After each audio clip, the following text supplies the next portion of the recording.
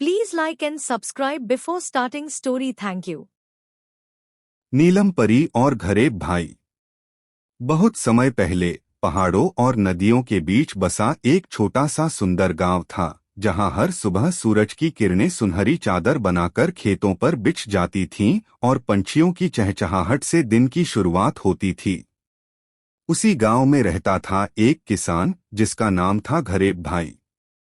उसका नाम घरेब था, लेकिन लोग प्यार से उसे भाई कहकर बुलाते थे, क्योंकि वह सबका बहुत ध्यान रखता था।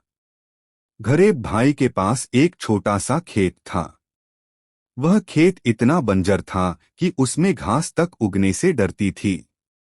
फिर भी घरेब भाई रोज सूरज उगने से पहले उठता, हल चलाता, बीज बोता और उम्मीद लगाता कि शायद इस बार कुछ अच्छा हो जाए। लोग उसे देखकर हंसते थे, कहते थे कि वह पागल है, इतनी मेहनत किस लिए करता है जब खेत कभी फसल ही नहीं देता। लेकिन घरेब भाई का दिल बड़ा था।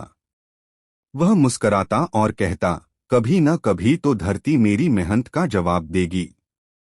वह सिर्फ अपने लिए मेहनत नहीं करता था। उसे गांव के बच्चों की चिंता थी जो भूख से रोते थे। उसे उन बूढ़ों की फिक्र थी जिनके पास खाने को कुछ नहीं था। वह चाहता था कि अगर एक दिन उसका खेत लहलहा जाए तो वह सबसे पहले दूसरों को खिलाए, खुद बाद में खाए। एक दिन की बात है। वह जंगल में लकड़ियां काटने गया था क्योंकि घर में ईंधन खत्म हो गया था। सूरज सिर पर चढ़ आया था और थकान से उसका शरीर कांपने लगा था। वह एक पुराने बरगद के पेड़ की छांव में बैठ गया और अपनी बोरी से एक सूखी रोटी निकालकर खाने ही वाला था कि उसकी नजर पास की झाड़ियों में कुछ चमकते हुए फूलों पर पड़ी। वहां एक छोटा सा नीला फूल था, लेकिन उसकी चमक ऐसी थी जैसे उसमें चांदनी कैद हो। घरेब भाई को अजीब सा आकर्षण महसूस हुआ और वह धीरे धीरे उस फूल की ओर बढ़ा। जैसे ही उसने उस फूल को छुआ, चारों ओर एक नीली रोशनी फैल गई, हवा में घुंघरुओं की मधुर आवाजें गूंजने लगीं और अचानक उसके सामने एक सुंदर परी प्रकट हुई। उसके पंख नीलम जैसे चमक रहे थे और उसके वस्त्र बादलों जैसे हल्के और उज्ज्वल थे। वह बोली, मैं नीलम परी हूँ। मैं उन लोगों के पास आती हूँ जो सच्चे मन से मेहनत करते हैं, बिना किसी स्वार्थ के दूसरों की भलाई सोचते हैं। मैं तुम्हें देखती आ रही हूँ। तुम्हारी मेहनत और दिल की सच्चाई ने मुझे बुला लिया। बताओ तुम्हें क्या चाहिए? घरेब भाई बहुत विनम्र था।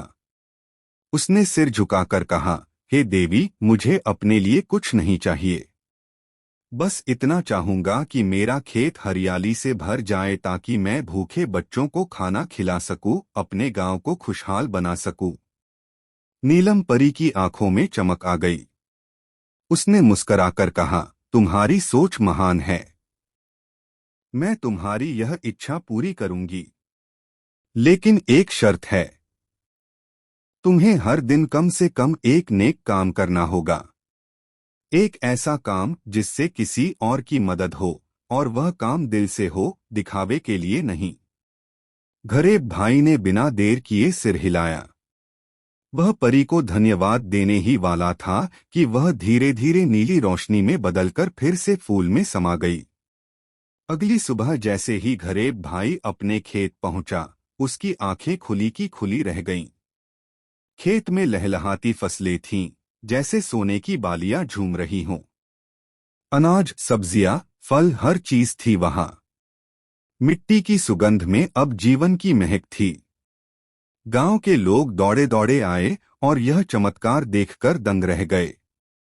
जब लोगों ने घरेब भाई से इसका कारण पूछा तो उसने सच्चाई बता दी। लेकिन उसने साथ ही यह भी कहा कि इस खेत की असली उर्वरक नीलम परी का जादू नहीं, बल्कि भलाई की सोच और सच्ची मेहनत है। धीरे धीरे गांव में बदलाव आने लगा। जो लोग पहले केवल अपने बारे में सोचते थे, उन्होंने भी अच्छे काम करने शुरू कर दिए। कोई बूढ़ों के लिए खाना बनाने लगा तो कोई अनाथ बच्चों को पढ़ाने लगा। लोग एक दूसरे की मदद करने लगे और गांव में प्रेम और अपनापन फैलने लगा। नीलम परी कभी कभी बादलों के पीछे से झांकती और मुस्कराती थी। उसे देखकर लगता था जैसे आकाश भी इस बदलाव से खुश है।